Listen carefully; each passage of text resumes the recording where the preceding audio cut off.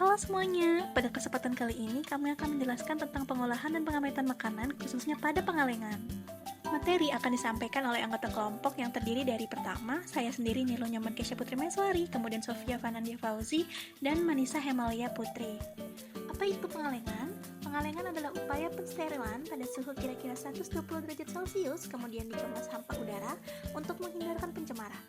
Kemasan kaleng memiliki bentuk yang kokoh dan aman karena makanan dikemas dalam kemasan kaleng tidak mudah untuk terkontaminasi. Selanjutnya adalah prinsip pengalengan. Pengalengan merupakan pengolahan dengan menggunakan suhu sterilisasi sebesar 110 derajat Celcius hingga 120 derajat Celcius yang bertujuan menyelamatkan bahan makanan itu dari proses pembusukan. Kemudian, prinsip selanjutnya, pada pengalengan makanan, bahan pangan dikemas secara hermetis dalam suatu wadah kaleng. Pada prinsip pengalengan selanjutnya, pengalengan mendapatkan perlakuan panas untuk bahan pangan berasam rendah dirancang untuk menginaktivasikan sejumlah besar spora organisme C. botulinum. Kemudian juga, tingkat keasaman atau pH suatu produk mempunyai peranan terhadap daya hambat pertumbuhan bakteri patogen. Fungsi pengalengan. Pengalengan berfungsi untuk memperpanjang masa simpan produk pangan dan memudahkan dalam proses distribusi produk pangan. Pengalengan secara hermetis juga bertujuan agar makanan dapat terhindar dari kebusukan, perubahan kadar air, kerusakan akibat oksidasi, maupun perubahan cita rasa. Teknik pengalengan. Ada dua metode pengolahan yang disarankan oleh United States Department of Agriculture untuk pengalengan rumahan, yaitu penanggas air mendidih dan juga pengalengan bertekanan. Yang pertama, pengalengan dengan penanggas air ini direkomendasikan dan cocok untuk pengalengan makanan dengan kandungan asam tinggi. Yang kedua, pengalengan tekanan, yaitu teknik yang aman untuk menyiapkan bahan baku sayuran dan daging dengan menggunakan teknik pengalengan di bawah tekanan. Ini maka akan mendapatkan suhu yang lebih tinggi. Cara yang tepat untuk tujuan pengalengan, contohnya pada pengalengan ikan lemuru. Secara umum, proses pengalengan meliputi tahap-tahap. Yang pertama, penyediaan dan pemilihan bahan mentah.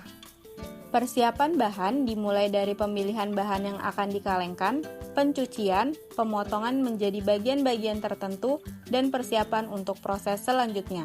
Persyaratan bahan mentah untuk pengalengan ikan lemuru adalah bahan yang diolah tidak berasal dari lingkungan yang tercemar, baik disengaja atau tidak disengaja oleh kotoran manusia dan hewan yang dapat membahayakan kesehatan manusia melalui produk yang dihasilkan.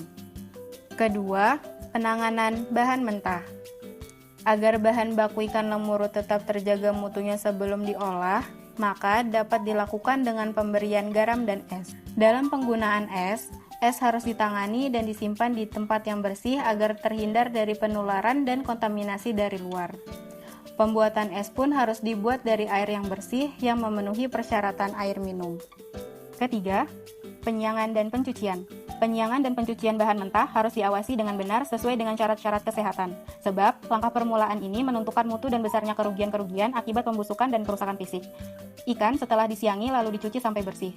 Pencucian menggunakan rotary drum untuk menghilangkan sisik dan sisa darah yang masih menempel pada daging ikan.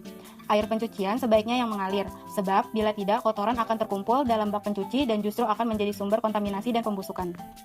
Keempat, perlakuan terhadap bahan mentah sebelum dikalengkan. Potongan ikan atau daging ikan yang telah dimasukkan dalam kaleng sebelum ditambahkan saus dan kemudian ditutup, biasanya sudah dalam keadaan masak. Jadi, bahan baku ikan segar yang akan dikalengkan itu sebelumnya mengalami perlakuan berupa cara-cara pengolahan atau pengawetan sesuai dengan jenis dan besar ikan serta jenis produk ikan kaleng yang akan diproduksi. Kelima, pengisian dalam ikan kaleng. Pengisian bahan ke dalam kaleng harus seragam dengan tujuan mempertahankan keseragaman rongga udara atau headspace, memperoleh produk yang konsisten, dan menjaga berat bahan secara tetap. Keenam, pemvakuman udara. Pemvakuman udara adalah penghampaan udara dan gas dari dalam kaleng yang telah terisi ikan. Sebagian besar oksigen dan gas lain harus dihilangkan dari bahan di dalam wadah sebelum operasi penutupan. Ketujuh, penambahan medium. Pada proses pengalengan ikan digunakan banyak jenis medium seperti saus tomat dan saus minyak tergantung dari jenis ikan yang dikalengkan. Selain untuk memberikan rasa tertentu pada daging ikan yang dikaleng dan menonjolkan rasa sedap alami, medium pada ikan kaleng juga mempunyai fungsi lain, yaitu memperpendek waktu sterilisasi terutama untuk medium yang berupa saus, serta dapat mengurangi korosi pada kaleng dengan cara menghilangkan udara. Kedelapan, penutupan kaleng. Penutupan kaleng dilakukan dengan mesin penutup kaleng. Kesembilan, sterilisasi. Keamanan dan stabilitas makanan dalam kaleng secara teknis sangat tergantung pada dua faktor utama, yaitu efisiensi penutupan kaleng sehingga menghasilkan penutupan yang hermetis dan seberapa jauh efisiensi proses sterilisasi panas dalam menginaktifkan mikroba yang menjadi penyebab potensial kebusukan makanan kaleng. Kesepuluh, pendinginan. Kaleng dikeluarkan dari retort setelah proses dan segera didinginkan. Jika tidak segera didinginkan, kemungkinan besar akan terjadi overcooking yang menyebabkan hangusnya daging. Ke-11, pemeraman dan pengapakan.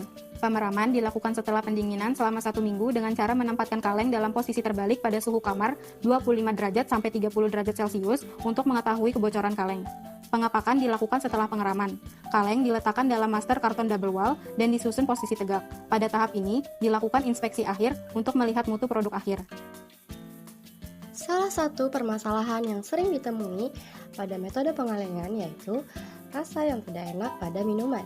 Apa sih penyebabnya? Nah, yang pertama, buah yang digunakan belum matang, terlalu matang, atau rusak. Yang kedua, penggunaan air terlalu banyak untuk mengekstraksi jus buah. Yang ketiga, penyimpanan yang tidak tepat. Adapun pencegahan yang dapat dilakukan, yang pertama, gunakan hanya buah atau tomat matang dan keras yang berkualitas baik untuk membuat jus. Yang kedua, gunakan air secukupnya sesuai dengan petunjuk dan tidak ada air yang ditambahkan ke tomat. Yang ketiga, penyimpanan harus di tempat yang sejuk, gelap, dan juga kering. Nah, itu dia penjelasan dari kami mengenai seputar pengalengan. Semoga bermanfaat and happy watching. Bye-bye.